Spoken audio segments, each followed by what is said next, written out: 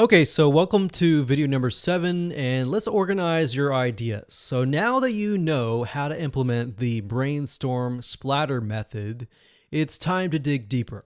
Let's organize your questions and answers that we figured out earlier, and based upon that, let's expand on that and make sure that we have everything ready to go so that when we begin the mock-up process, it's going to be easy to see the layout, everything step by step, the question, the yes or no, or whatever that is going to look like in your chatbot. Okay, so we're going to start off where we left off in the previous video, which was pretty much a very scattered mind map. Now, as I stated earlier on, we are going to organize it so that it makes sense. Now, keep in mind that the video after this will talk about how to set things up via a mock-up, and a mock-up will be slightly different. It will allow us to actually see and preview what it looks like as a real chatbot. So there are programs out there like Bot Mockup that will allow you to set up your questions so that you can see what the users see. And based on that, you can tweak things around. But for now, all we're doing is we've already put our creative ideas down. We are going to elaborate further and organize it. All right. So we're bringing the logical side of our brain in right now. All right. So just to recap, remember, figuring out the end results is crucial. And when you have that, that allows you to begin to brainstorm ideas. All right, so the first question should probably not be, have you purchased from us before? Instead, it should be something of, hey, first name.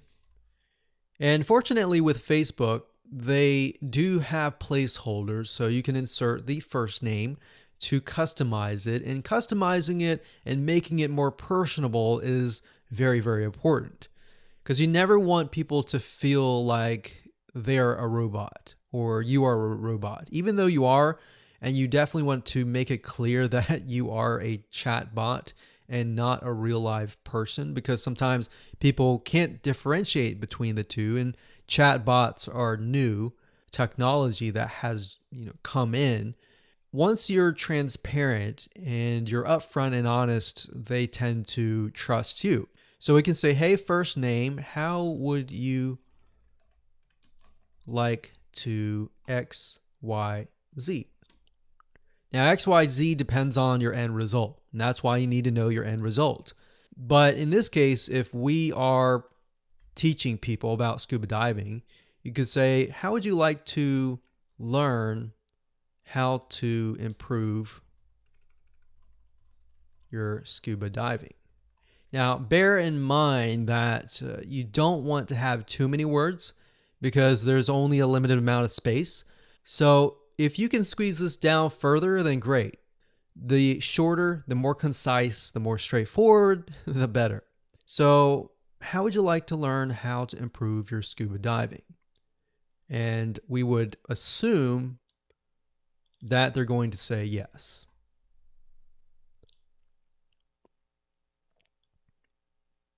If they say no,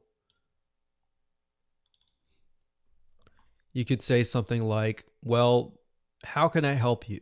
Would you like to, have you purchased from us before, or whatever, and all that. Or you could say, hi, first name, how would you like to learn how to, or hey, first name, I would like to help you improve your scuba diving. And then you could say, to better help you, to redirect you to the right department, have you purchased from us yet? So this could just be the intro message, and when they click get started, this appears. All right, so there's no yes or no. Instead, they are just merely sent here. So they're sent from here. to here. And remember, I talked about in the previous video that you're trying to figure out where to send them. Are they a customer or are they not a customer? So to redirect you to the right customer, have you purchased from us? Yes, yet. So we have yes. If it is yes, they are a customer. If it is a no, they are a prospect. So let's go ahead and work on the customer side. So scrolling over here, this is a customer. And if they say, yes, I have purchased from you, say, thank you for being a loyal customer. One thing we found that works really well is to always thank them, because nowadays people don't thank enough. So thank them for being a customer. Thank them for, sticking by you. So say, thank you for being a loyal customer. Always put their name in there, first name. How can I help you?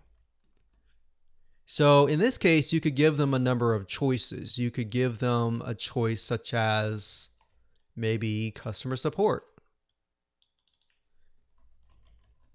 And over here, you have live customer support chat. So you could send them here, or you can give them another option and say, you want to know about the latest products and updates on the products? Click here, send them there. And then that could be an article. So as you can see in this light, this is not really a yes or no question. It's more of a choice. And then based on the choices that they choose, you can redirect them somewhere else. So updates on the latest products, from that point, you could send them to product reviews, or from this point, you could send them to social proof, and you could send them here. So that makes sense, and that would allow us to get more sales, potentially block any refunds that are about to happen by making people happy and solving their problems, or updating them. All right, so that would be ideal. And in terms of questions, the questions really depend on your product and service. But this is a good way to direct them and split them off into a different track. Now let's work on the prospect side. So the prospect, if they say, no, we haven't purchased from you before, they're a prospect. And in this case, like I said earlier, they're going to need a lot more pre-selling. So from this prospect, we can say, no problem, we're glad you're here. And then put their name. How can I help you? Question mark. And then maybe from this point, you could redirect them to several articles, or several articles converted into questions. And if they depend on what they click, you send them to those articles. And maybe from those articles, you can send them to a free gift or something of value, or you can direct them straight from here to here. It's really up to you. But in this case, we'll direct people from here to here.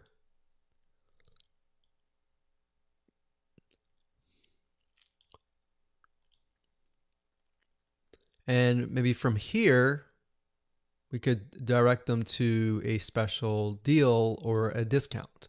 So eventually we want to convert these prospects and get them over to the customer over here. And because they are prospects, they're going to need a little bit more pre-selling, and of course they're going to need social proof. So now I've created sort of a very simple chatbot that is organized and that is mapped out. Next, what we're going to do is we're going to use a mock-up software to get a better idea of what this looks like, because this is not exactly the mock-up yet. It's just an organized bird's eye view, rough draft. So we're going to take this and we're going to make it look like a chatbot. So that way, you're going to be able to see the ins and the outs of the project. You're going to be able to see any issues with the chatbot by following this process. All right, so let's move on to the next video.